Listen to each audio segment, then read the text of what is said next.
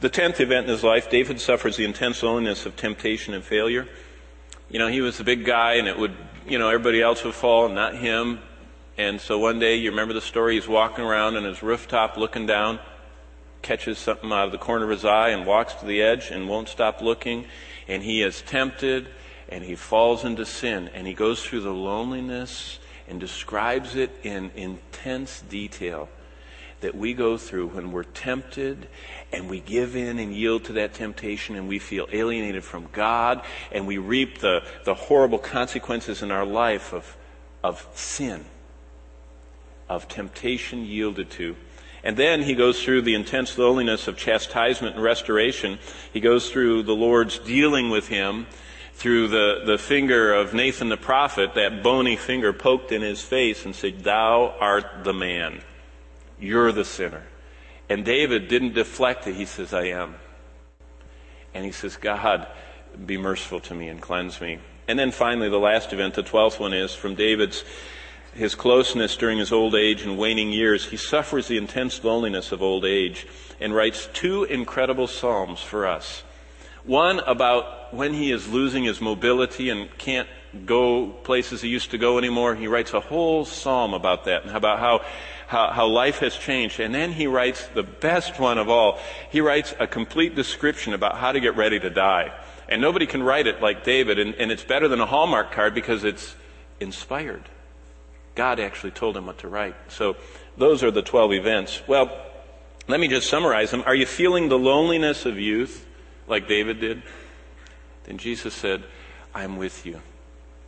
I'm with you when you're going through that." David testified, and we can know. Are you feeling the loneliness of facing a family conflict and danger? Jesus says, "Then I'm with you." Are you feeling the loneliness of a job loss or of a family separation? Jesus says, "I'm always with you to the end." Going through that. Are you feeling the loneliness of moving to some new location that's foreign to you? Then Jesus says, "I'm with you. Always, to the end." Are you feeling the loneliness of living and working with a tough crowd? Jesus says, "I'm always with you, even when you're at work." Do you feel that aching loneliness of unemployment and an unsettled home life, like you don't know if you're going to be able to keep living where you're living because you don't know if you can afford it?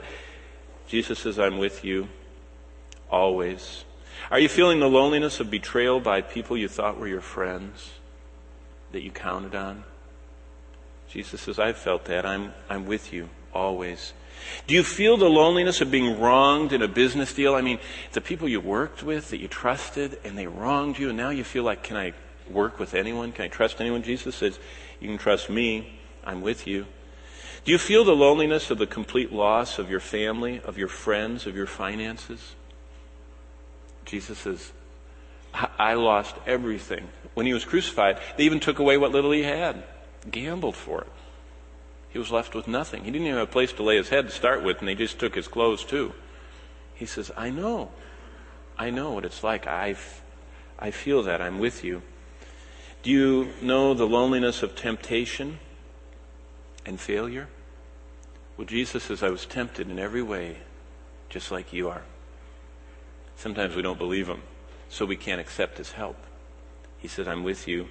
Do you feel the loneliness of chastisement and restoration? Jesus says, "I'm with you all the way." Are you feeling the loneliness of old age? Jesus said, "I'm always with you. I'll walk with you every step, and I'll take you home."